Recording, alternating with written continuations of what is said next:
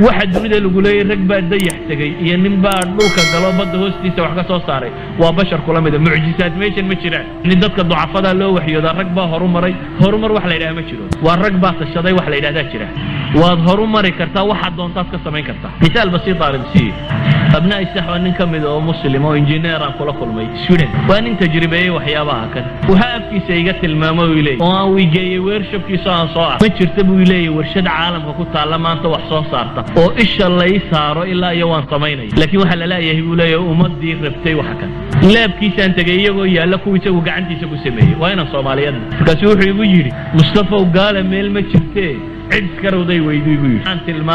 waxaan tilmaamaya dad ambition la jirin dad doonis la jirin qofka raba waxaan inuu gaadho uu gaadhaya ha dheeraata ha dhawaad waqtigu intuu doonaya ha qaato waad gaadhaysaa waxaad u guntato aad ilaahina u tala saarato rumaysantayna Allah subhanahu wa ta'ala